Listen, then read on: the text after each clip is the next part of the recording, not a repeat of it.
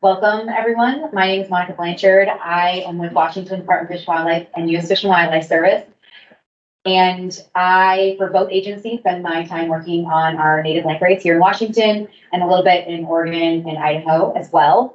And so today I'm going to be talking about our native lampreys here in Washington State, how to conserve them and how to incorporate them into our in-water work projects.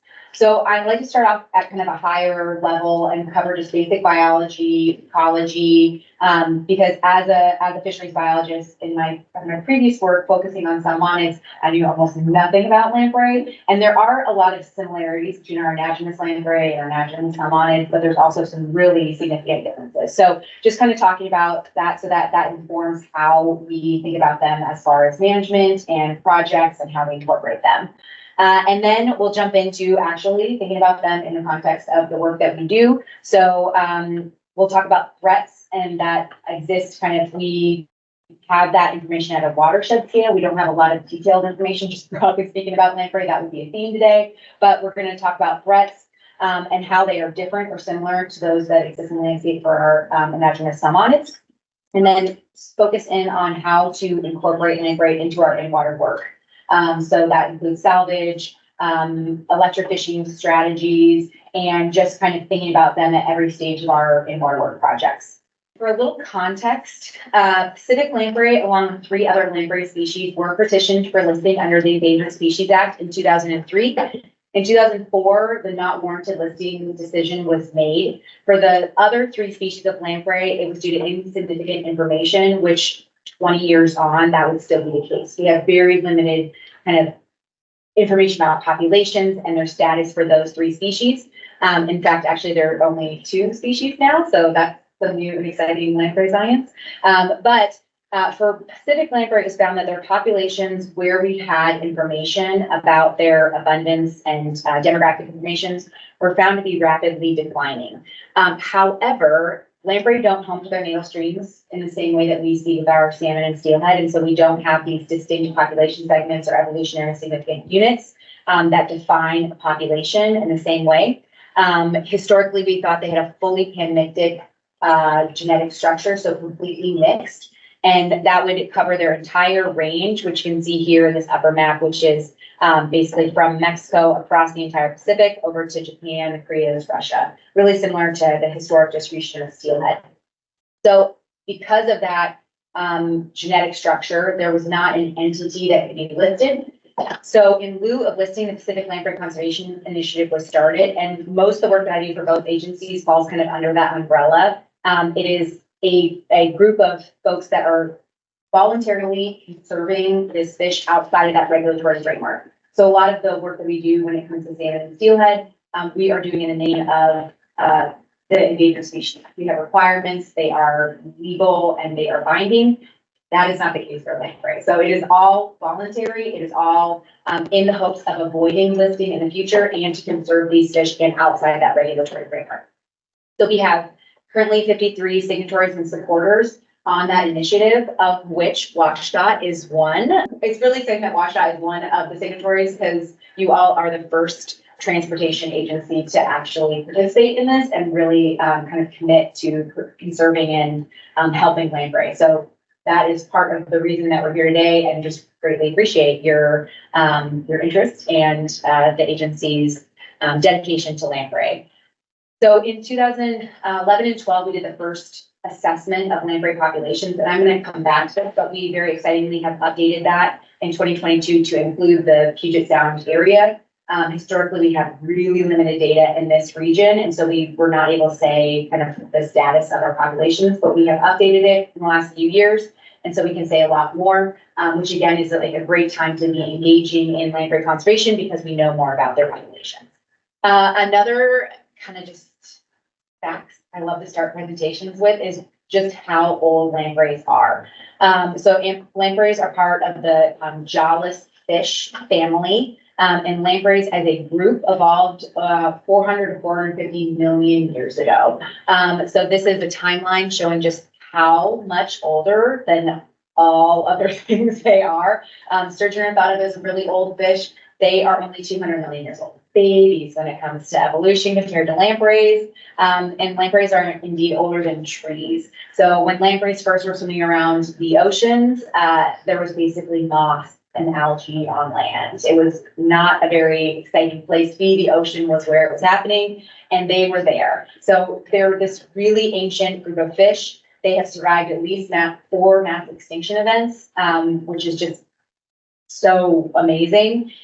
But in the last 150 years, worldwide, lamprey populations have been on the decline. So we as humans have impacted their populations across the world. Here in the Northwest, we used to have extremely robust populations of Pacific lamprey returning to our rivers, just like we had our native salmon species coming back in mass numbers.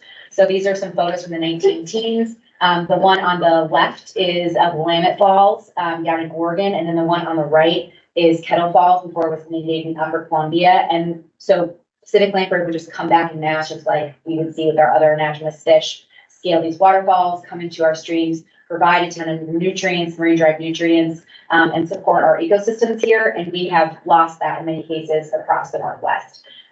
So this is, again, that call to action of these fish are rapidly declining and extremely important. Many tribes in the Northwest also Pacific lamprey are culturally significant to them. It varies greatly depending on the tribe, but for many tribes, Pacific lamprey are considered a first food and served alongside salmon. There's still harvest of Pacific lamprey in many locations in the Northwest. There's a photo of Willamette Falls, tribal harvest at Willamette Falls in the upper left, and then a Yurok tribal member harvesting in the lower left on the coast of California.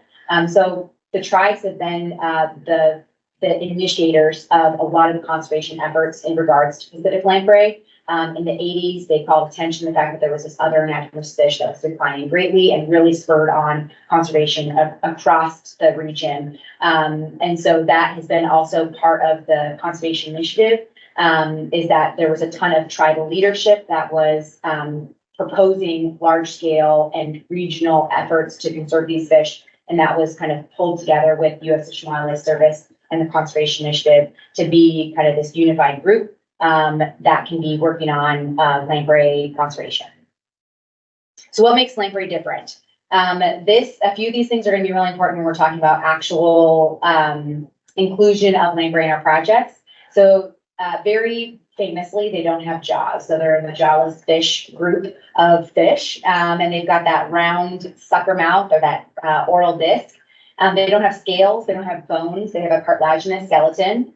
They don't have a swim bladder, and they don't have paired fins. So they look really different than the rest of the fish that we come across in our daily work as biologists in the Northwest. They have 7 gill slits for gas exchange along the side of their head. Again, pretty different than the rest of our fish that have a perculum and their gills under that. Lamprey have a third eye, so that light patch in the middle of their head is actually a light sensing organ. And at the larval stage of lamprey, that's their only eye. So they just sense light and dark. They don't have paired eyes. They also have light sensing organs in their tail, which allow them to know that they're burrowed and safe in the dark sediment, and they don't have their tail exposed to predators. They have a very good sense of smell, so much like salmon, they're navigating, smelling their environment and taking in those cues. They're very efficient swimmers, so they're more the slow and steady type of swimmer, which is going to be important when we're thinking about passage. But they are, in fact, very efficient. The swimming, the anguilliform or eel-like swimming pattern that they have creates low pressure pockets, actually pull them through the water. So they're spending very little energy, but don't have the same kind of speed and jumping capacity that we see with our native salmonids. They can, though, climb vertical surfaces. So they use that oral disc to scale waterfalls, which is extremely impressive. And again, useful to potentially for when we're thinking about them for passage, incorporation of passage. Here in Washington, so as I mentioned at the beginning, we proposed a total of 4 lampreys for petition under ESA, but 2 of them actually are, we now think, one species. So Western River and Western Brook lamprey are both native to Washington and historically thought of as 2 different species. but new genetic research in the last year has suggested that they are actually the same species with different life history strategies. So this is really similar to what we see with Omicus, our steelhead and rainbow trout, or rainbow trout are resident, our steelhead are anadromous, same species, just different life history strategies. And so that is what we think is happening with our Western River and Western Brook lampreys. Collectively, we refer to them as Lampetra, that's the genus they're currently listed under. And then we distinguish them, the different life histories as they mature into juvenile and adults and actually exhibit those differences. But very excitingly also that genus name is actually changing. So hopefully in the next couple of months that will be published and we'll be using a completely different genus for those species and all of our Lampetra species of lamprey on the west coast of the United States. So that's really exciting. There's a lot of cool genetic work being done on lamprey right now. Pacific lamprey are our largest lamprey here in the Northwest, and they are also typically the most culturally significant, the one that we have the most research on. And so a lot of times when I'm talking about any of the actual data we have, it's in reference to Pacific lamprey. We know very little about our other native lamprey, and hopefully that will change in the coming years, especially now with this understanding of their different life histories. But a lot of times the data that we have is referencing Pacific lamprey. And that's important because they are our largest lamprey. And so in order to incorporate, passage design, restoration projects that are thinking about our other lampreys, we might have to scale things a little bit. And Pacific lamprey are, as I mentioned, excellent climbers. Our other lampreys, we do not think are have that same climbing capabilities. So as far as distributions within our watersheds, Western brook lampreys will tend to be highest in our watershed and in our smallest streams. So if you're working on a relatively small, creek, the most likely species that you'll come across is our Lampetra. And again, that life history strategy of the Western brook lamprey or resident lamprey. So they're kind of found highest up, smallest tributaries. Pacific lamprey have a really similar distribution to steelhead. And so they're going to be in kind of our large to middle-sized rivers. We will sometimes find them in smaller tributaries, but generally speaking, a fairly similar distribution to steelhead. Western river lamprey, we think utilize the lower parts of our watersheds more and potentially the estuary more than our other species. There's some evidence that suggests that they're hanging out in the estuary or the nearshore environment. They have a similar life history strategy to our coastal cutthroat trout, where they go out for several months, hang out in the estuary, nearshore, environment, feed, grow large, and then come back to the freshwater. But we don't know a lot about this life history strategy, where they're spawning, how much they're interacting with the Western brook lamprey, the residents. So huge data gaps. But generally speaking, depending on where you are in the watershed, you would have both species and multiple life histories present. There's a ton of overlap, which hopefully we'll see today when we're out in the Skagit River.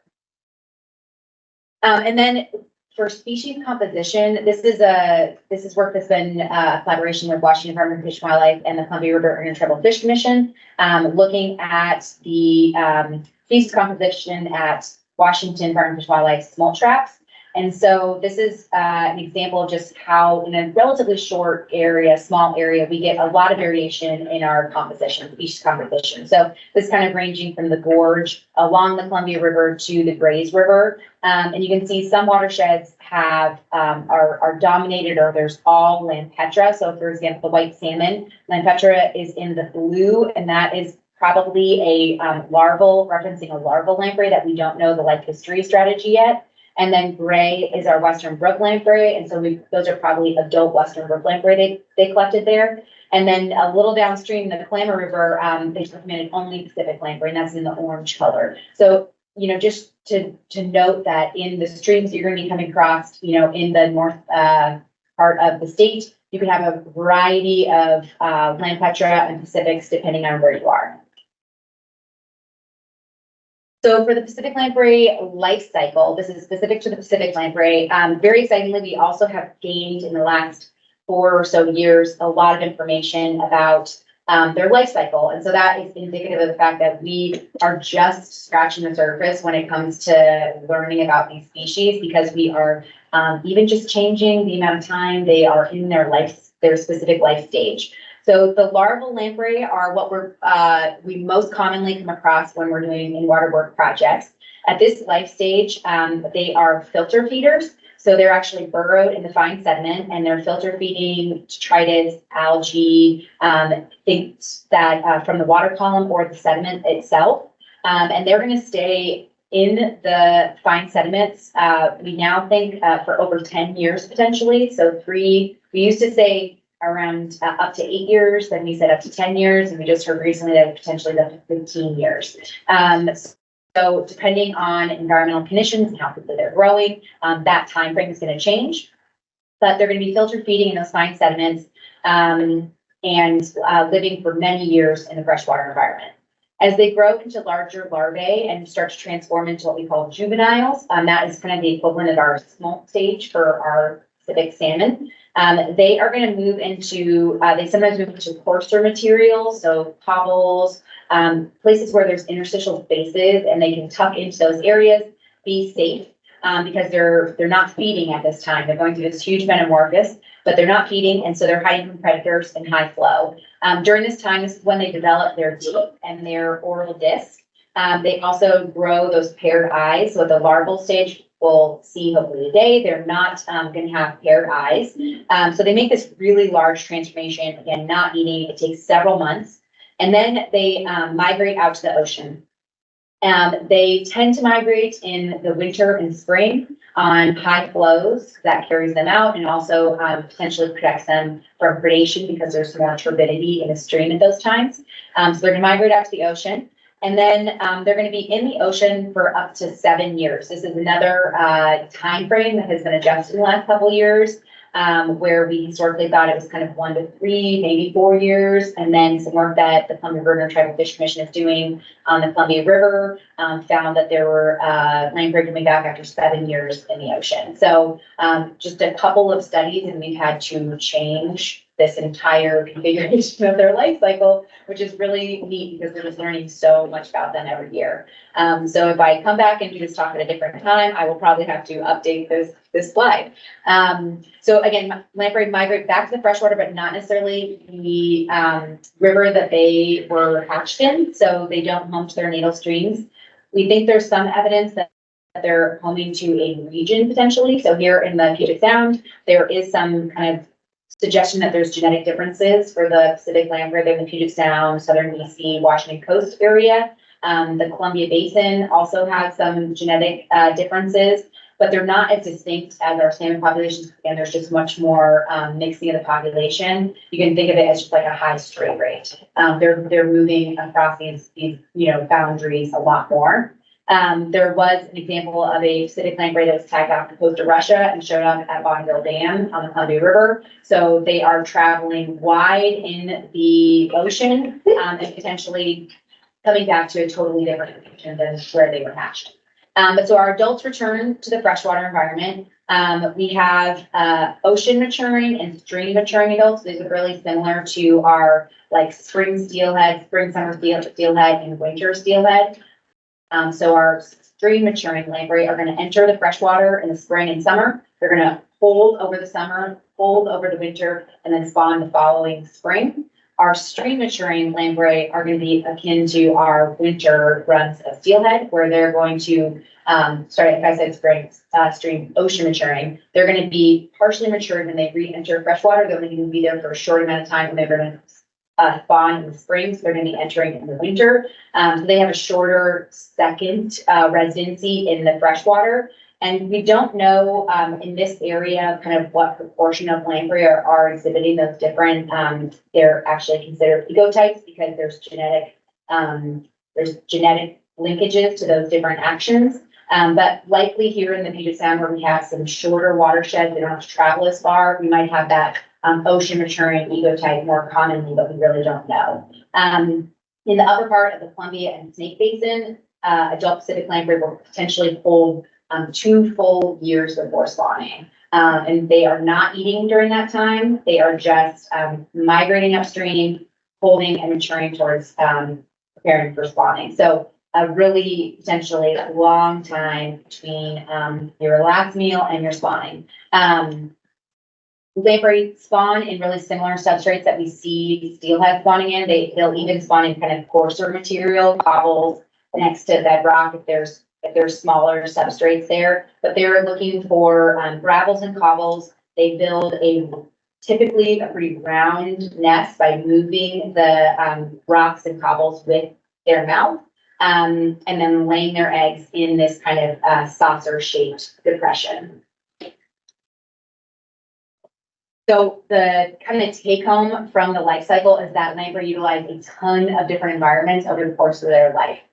They need those really fine sediments, those soft organic materials as larvae, and then they use coarser materials at different stages, their juvenile and adult stage. And when they're in the freshwater environment, folding, overwintering as adults, that coarse woody debris, large wood, boulders, undercuts, anywhere where they can fold for those months to years and be safe again from predators and high flow. For our resident lamprey, they basically skip the juvenile stage, the ocean stage. They're going to transform directly from larvae into adults. Again, the adults are not feeding, but they're going to be a filter feeder and then transform into the adult stage, and they will be using smaller substrates to spawn, so more kind of gravels, small gravels to build their reds. Knowledge check. Here is a quick multiple choice knowledge check. At construction sites with in-water work, we are more likely to encounter larval Pacific lamprey than juveniles or adults. What kind of habitat and food resources do larval Pacific lamprey prefer? 1. Channels with coarse cobbles where they can reside in the interstitial spaces until they are ready to migrate to the ocean. Or 2. A soft-bottom channel where they can burrow in the sediment and consume invertebrates for up to 3 years. Or 3. Channels with natural wood where they can attach to the wood surface, find cover from predators, and forage. Or 4.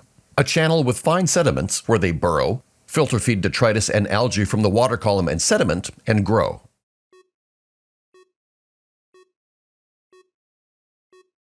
One cannot be correct because cobbles are important for other life stages, but larval lamprey prefer fine substrates.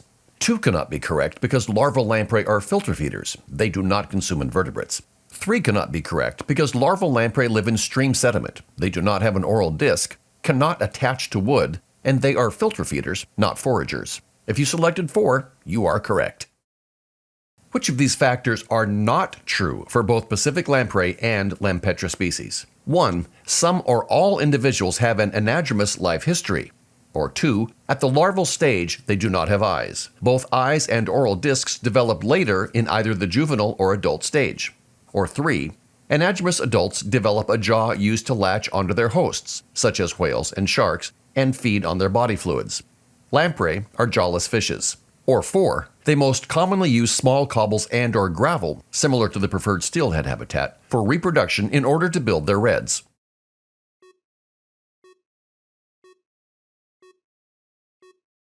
The factor that was not true for both Pacific lamprey and Lampetra species was 3, because lamprey are jawless fishes at all life stages. So lamprey have been dubbed ecosystem engineers due to the outsized impacts they have on their environment.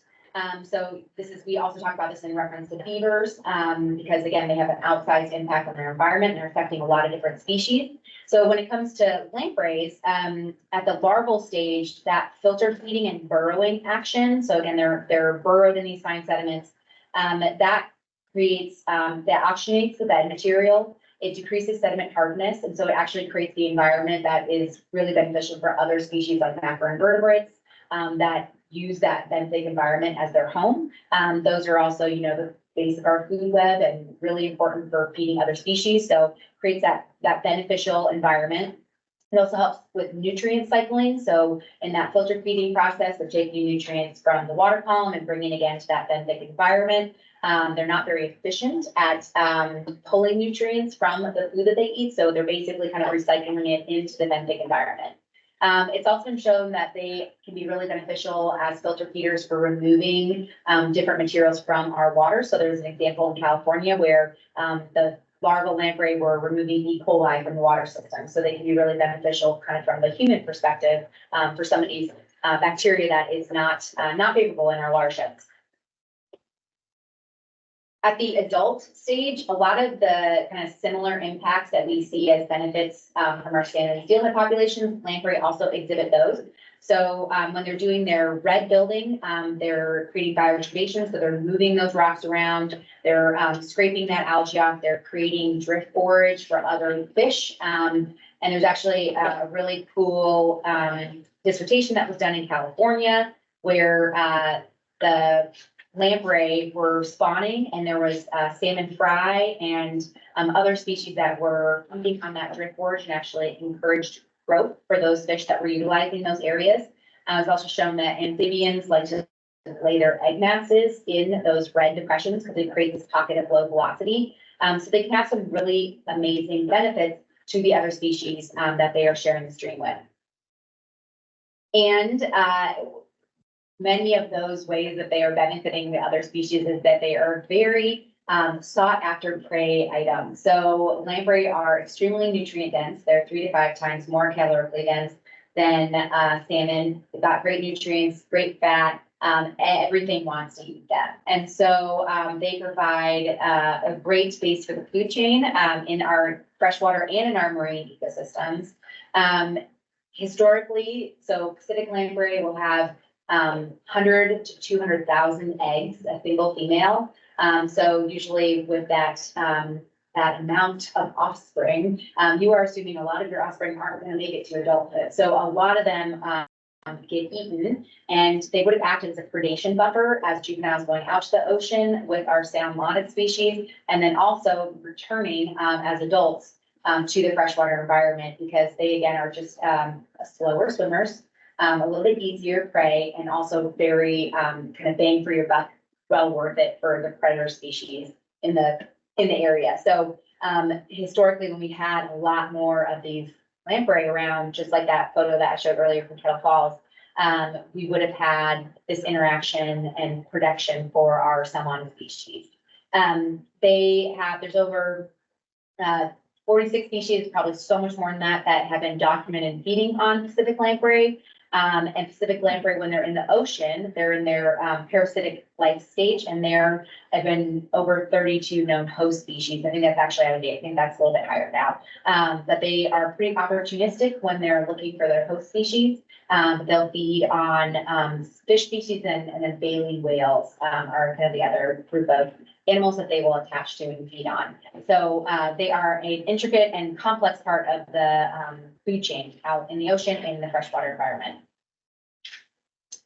And then I just like to point out a talking point if you are out talking to folks on the stream side that our lampreys here are native. A lot of people are under the impression that all lampreys are non-native because of the Great Lakes sea lamprey issue. So we as humans allowed sea lamprey into the Great Lakes when we built the St. Lawrence Seaway, and they have since wreaked havoc on many fish populations there. And so for many people, when they think of lampreys, they think of the non-native invasive sea lampreys. But here in the Northwest, our lampreys are native. They've co-evolved with fish here. And I think a really good kind of visual for understanding how important that co-evolution is, because typically parasites don't want to kill their host. Oftentimes they don't, that's not the goal. Predators kill 100% of the things they eat. Parasites typically don't.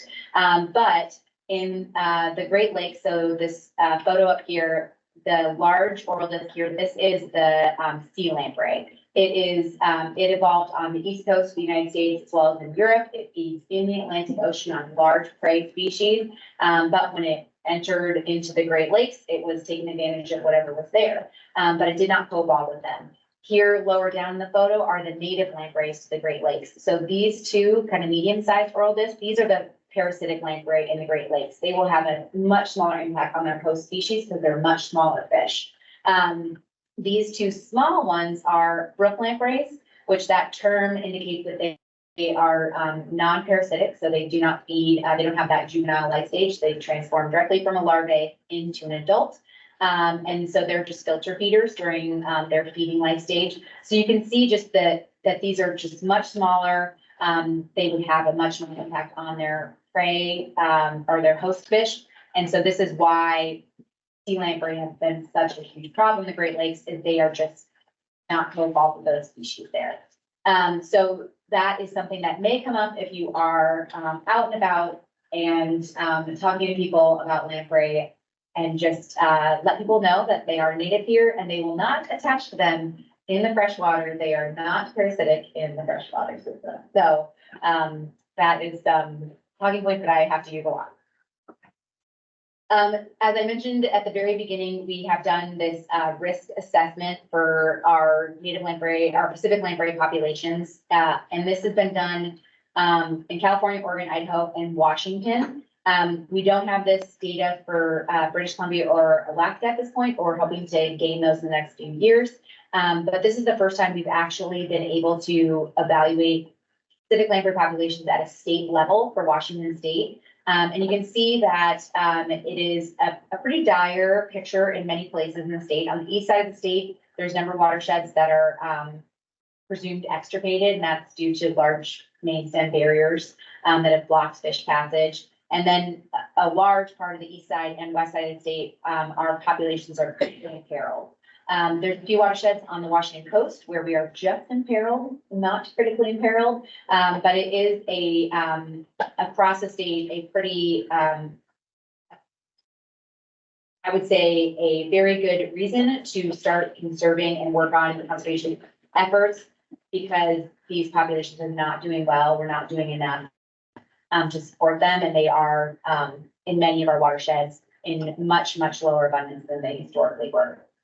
The information that's fed into this model is demographic information. So we use distribution data, abundance information, and trends over three generations. So that for lamprey, we are considering that for 36 years this round, but it might be extended by next round because of new information about their life cycle. But that is the data for demographics, and then we also use threat information at a watershed scale to evaluate some impacts to the populations. In many cases here in Puget Sound, we do not have very good demographic information. For a lot of places in the state, we really rely on distribution data as kind of the data that we feed into this model, because the trend data, as I mentioned, is 36 years. We oftentimes don't have data that extends that long for lamprey.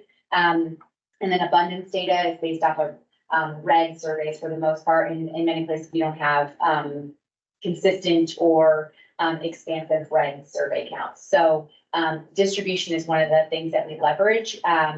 And that in some cases is fairly limited because we're still in the process of just gathering data. We don't do a lot of lamprey specific monitoring where we're going out and actually seeing if lamprey are present. So the error bars on these assessment is extremely large in some of these areas because we just don't have a lot of data. So this is our best estimate. But the threat analysis can be really useful because that is data that we have that we've kind of identified for our salmon species. However, those threats impact lamprey slightly differently. So the threats themselves will look very similar to what we know impacts our salmon and steelhead here in the Northwest. Stream and floodplain degradation, passage barriers, dewatering and flow management, water quality issues, and predation, all have been identified to varying degrees, depending on the watershed, depending on the location, to impact our salmon and steelhead. And then, of course, we've got climate change, which is feeding into all of those impacts and potentially exacerbating them currently and into the future. But the real difference is for lamprey is the lack of awareness. So generally speaking, we know a lot less about lamprey as just a community, and we're not necessarily thinking about these threats from the perspective of lamprey and how lamprey are actually interacting with their environment, and how the things that we have done over the past and are currently doing may be influencing those populations. So that is something that we're trying to work on, is actually just gaining more information about how lamprey are being impacted at the watershed scale, and trying to ameliorate some of those issues. Knowledge check. True or false? If you encounter a lamprey in Washington State in a stream or river, both of the following are true. 1, it is a species native to Washington State, and 2, It is not in a parasitic life stage and therefore will not latch to a fish or mammal host to feed. The answer is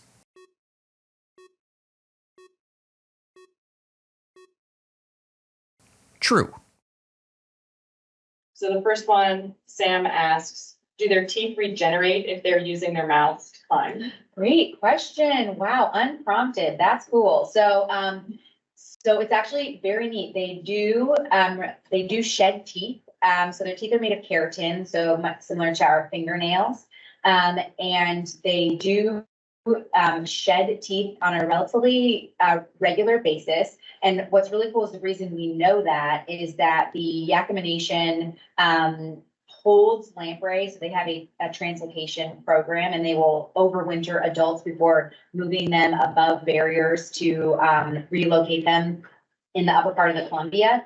And in the process of starting to hold them in the tanks, they would see all these shed teeth. And so we didn't know that until they held them. And then they had all these shed teeth in the bottom of the tanks. So it's really cool. They do indeed regenerate teeth or shed kind of that outer layer of their teeth.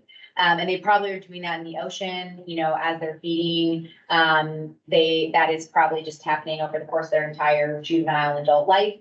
But we wouldn't have known had we not overwintered them. And so the Yakima Nation now has some really cool, if you're a total nerd, keychains and coasters that have lamprey teeth in them. So for those of you who are physically joining us today, I have examples of those. So I will show those. Joelle asks, are the larvae able to move or persist within seasonal streams that dry up during the summer? Excellent question. And yes, depending on hybrid conditions. So there was a study that was done, and study's kind of like a funny term used, because basically this group wrote a note because they went out to a dry stream bed. It had been dry for 22 days. They dug down to the water table, and there were live lamprey living in the water table. And so 22 days just happened to be the day they went out there. It's not like a hard and fast deadline. It really depends on if there's hyperroot connection and where the water table is. But lamprey can persist in those environments depending on conditions. They can take in oxygen through their skin in addition to via their gill pores, so they're able to utilize kind of those lower oxygen environments. They can feed in the substrate. It probably varies depending on the conditions of that environment, potentially the size of the lamprey. We don't know anything about it besides the fact that it is potentially possible. And that can potentially also be used in our dewatering designs, our project management. I'm working on a project collaborating with folks to try to figure out if we can kind of dewater a site during the day, not completely, and then rewater at night and have it so that the lamprey can persist, so we're not actually salvaging all of them, because it's a really large project and it'd be really hard to get them all out of it. And so potentially using that ability for them to stay in the sediment as long as it's wetted can be a management tactic, but they are they're pretty hardy and can persist as long as there's environmental conditions to support them. Joelle has another good question. At the Bonneville Dam, have they been doing research on how to allow lamprey's passage? Yes, awesome question. I'm going to talk a little bit more about passage momentarily, but Bonneville Dam is a really cool site in that I think there's now 4 lamprey passage structures. There's one that is not utilized very much, but I think there's now 4. I'd have to double check 3 or 4 that are actively being used. But they're basically ramps. So they use these metal, they look almost like slides, and the lamprey scale them, and then they can get over Bonneville Dam, and now there are hours going up those ramps. So I've got some pictures of some smaller lamprey structures, lamprey climbing structures, lamprey ramps, or LPSs, lamprey passage structures. But Bonneville Dam has some really impressive structures. They also, it's very unique because they can then funnel lamprey to a location where, as I mentioned with the Yakima Nation, also the Nez Perce and the Confederate Tribes of Umatilla Indian Reservation are all 3 doing translocation projects. So they will collect lamprey at Bonneville Dam, lowest dam in the Columbia River, and then move lamprey above several other dams that don't have as good a passage for lamprey, so that they can get into the upper parts of the watershed without having to navigate, fishways that are designed for salmon and really don't work very well for lamprey. So Bonneville Dam is a pretty cool example of, testing out, and learning from passage structures specifically for lamprey. We've been doing this, Monica's been doing this training all week, and I'm gonna read some of the best questions we've collected over the week. So Monica, what evidence is there about Pacific lamprey utilizing steelhead reds for spawning? And likewise with the Lampetra species using Pacific lamprey and steelhead reds? Great question. And there is a lot of evidence from the spawner surveys that have been done. So steelhead and lamprey, Pacific lamprey overlap in their spawning timeframe. Typically steelhead start a little bit earlier and end before Pacific lamprey do, but Pacific lamprey extend June, July, and sometimes even into August. And so there is a lot of evidence that they are some superimposition on steelhead reds. And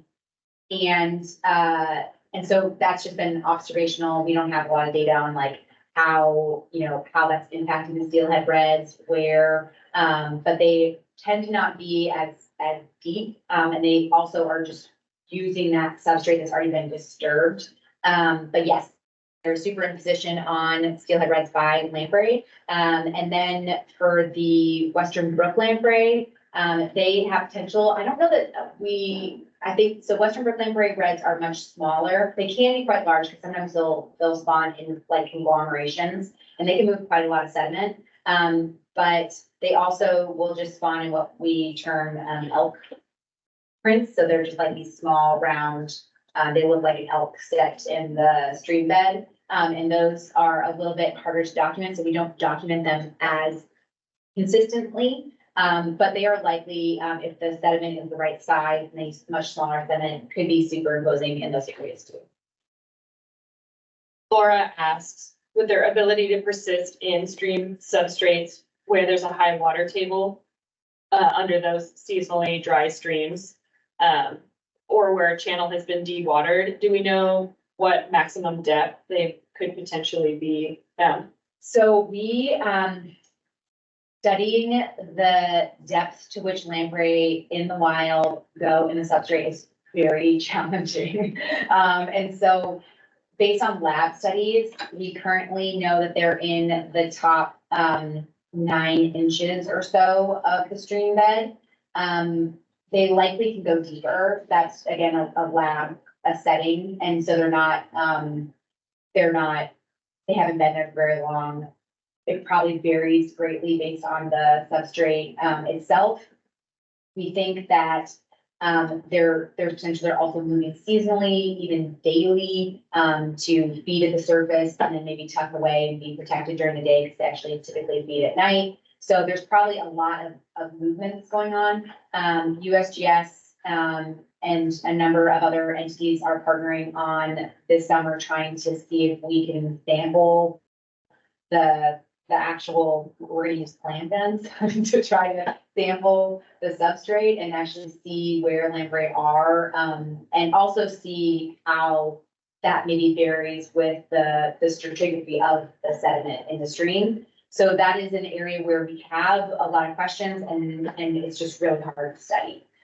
So at this point, we suggest that they're definitely in the top foot, but again, depending on conditions, they might be lower. Or they might actually not be very, very deep because it's a really embedded section of river and they're actually just kind of staying near the top. So yeah, up to a foot.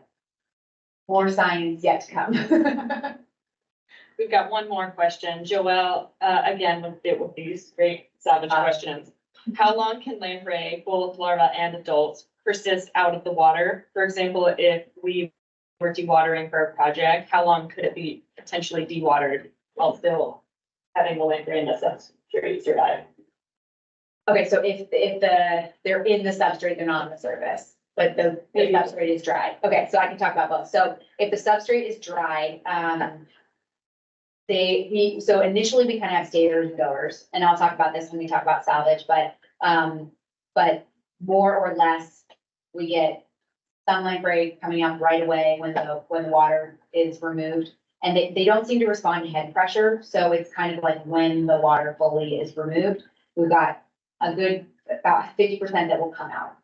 That varies also greatly on sediment and how much water is there. And then we've got kind of stayers, and that potentially is, evolutionary beneficial because rivers change water, flow. If it's tidal, they will live in tidally influenced environments, so it might dewater periodically and they're totally fine with it. But there's other, events that there's a dewatering in the spring and it's never gonna be wetted until the fall. And so you have these lamprey that are a little more comfortable with that risk and other ones that are not. So those kind of stayers and goers.